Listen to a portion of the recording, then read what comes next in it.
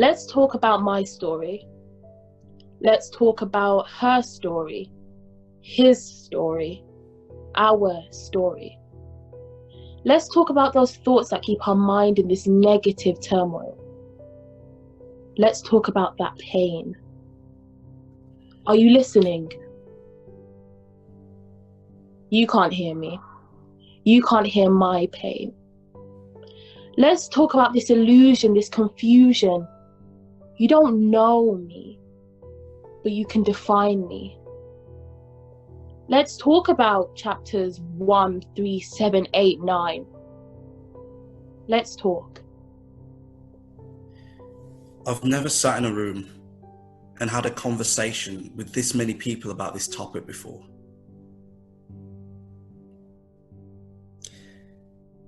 My experience as a black male student, it hasn't been the best, and that's solely due to my skin colour. See, I find that as a black student, if I'm passionate about anything, that passion is automatically construed as aggression, even though I won't swear or threaten or raise my voice. If I use appropriate language to whomever I'm speaking to, it's still somehow perceived as aggression. And as a black student, I'm automatically seen as dumb.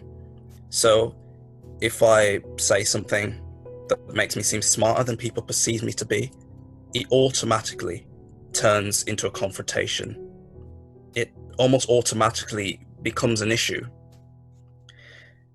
Even though I would never be in any form of confrontation, I feel as though I've been put at this lower stance than my white counterparts. It doesn't matter if you're black or Asian, as long as you have that certain amount of melanin pigmentation in your skin, it's like they see you as a lower race. I could give you evidence, scenarios. Let me shed some light on this for you. Okay. Let me start by saying I've got disabilities. I have to go to the student wellbeing to prove my circumstances in order for them to facilitate everything that I need so that I'm comfortable in the university environment. One of the things they gave me was an assisted parking badge with an identification number that was assigned to me for that year. This badge allows me to park in university facilities.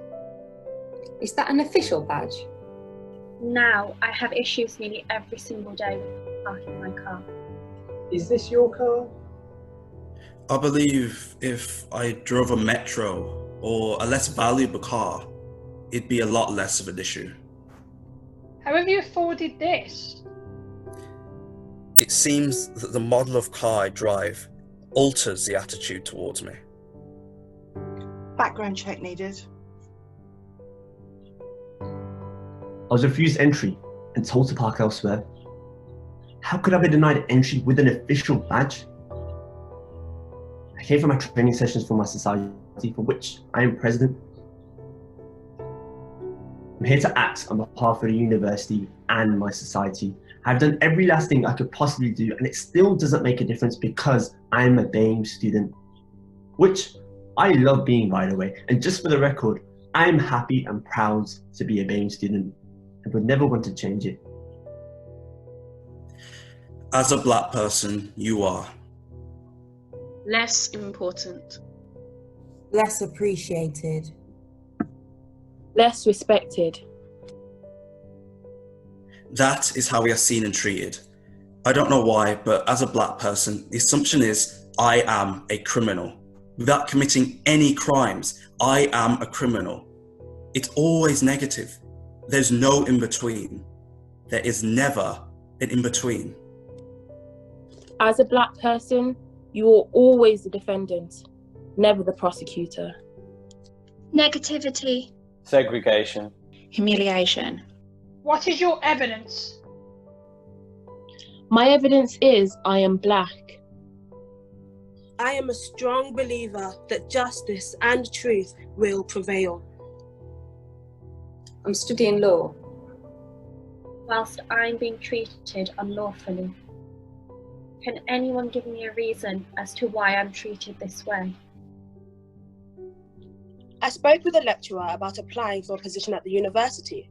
Their first response was, "Oh, I know a couple of other students applying and it's going to be quite tough." But that was not the first incident. You know, you're so used to always being put under, with somebody always commenting, saying something, you know, that undertone of microaggression. And I thought to myself, no, nothing has really happened to me. But then I started thinking, and I thought, actually, quite a lot has happened to me. So, back to the point. I had a meeting with my lecturer about the potential struggles that I would face when applying, to which they said, "Oh, you know, it's the way you wear your hair." "What's wrong with my hair?"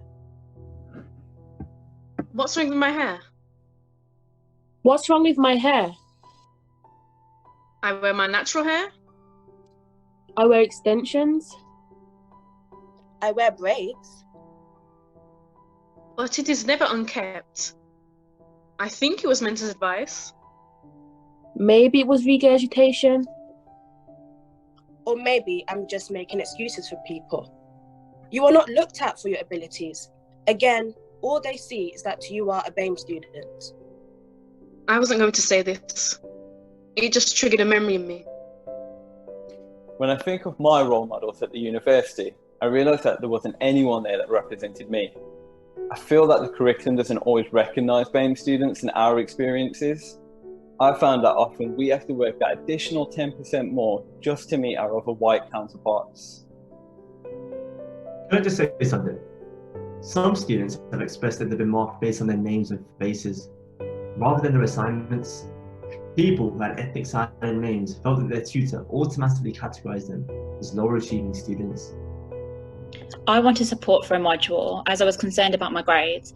After speaking with my personal tutor, I was told to be realistic and not aim too high. The next day, my lecturer began the session by saying, "If you are a certain type of student and you know who you are, don't try to aim for a high grade, because when you leave this room, you will leave disappointed." I just sat there and thought, crap, they mean me. I had an auntie that lived in Norway. I used to visit her and my cousins every year. In my third year, my auntie was diagnosed with cancer. I applied for an extension to allow me to travel out to see her. This was not as simple as I thought it would be. A doctor's note was required. My auntie passed, and I needed support more than ever, having missed 3 weeks worth of sessions. What the university did not consider was my cultural background. My auntie raised me and my cousins, we were like siblings. To me, my auntie was my mom. I was signposted to counselling services. However, there was no one there who understood my culture. If you do not understand my culture, how can you understand me? I needed someone to understand the depths of why I was not coping. During a meeting with my personal tutor, they said, "Now you just focus on your assignments, and hopefully there are no more deaths in the family." Members of staff weren't equipped to deal with the heaviness of my grief. It was instead dealt with banter. The university counselling service needs more attention. Death is inevitable, but the cultural and religious aspects that surround it must be taken into consideration and dealt with sensitivity. I did finish my final year. I was left feeling unprotected and unsupported.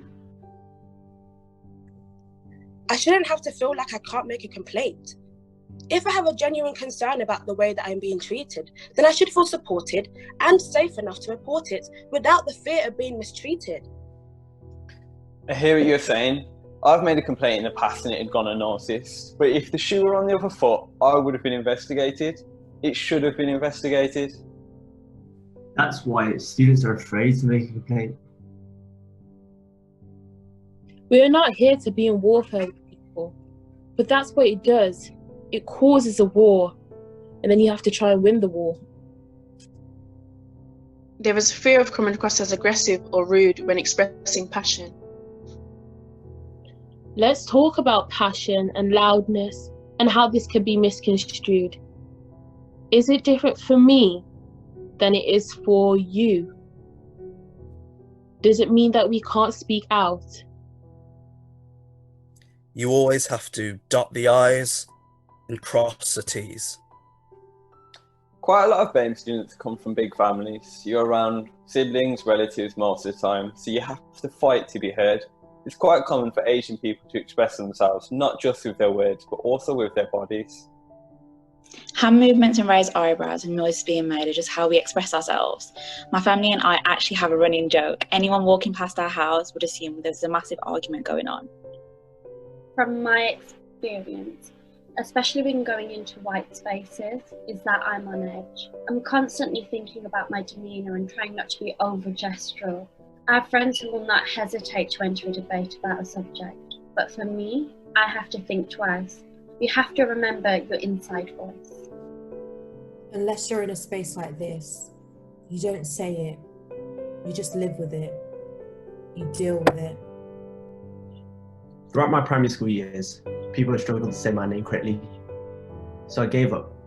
I gave myself a British name. I abandoned my identity. It's a conversation I am tired of having. It feels homely. I just can't be bothered anymore. We should take time to learn our students' names.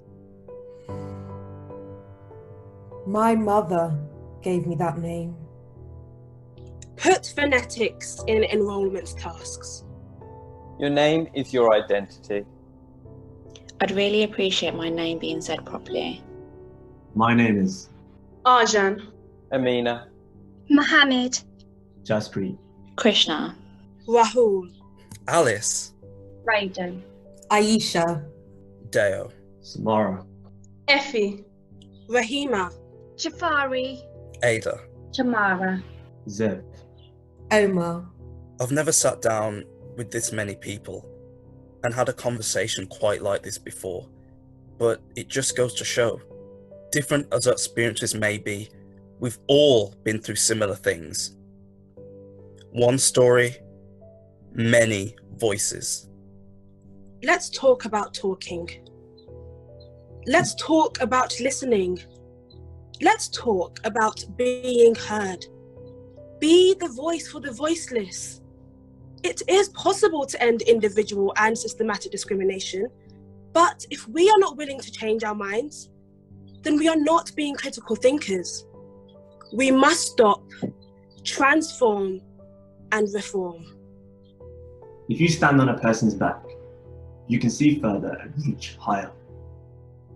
We stand on our back and use our experience to speak up and be the voice to the voiceless. Let's talk. Let's talk. Let's talk. Let's talk. Let's talk. Let's talk. Let's talk. Let's talk.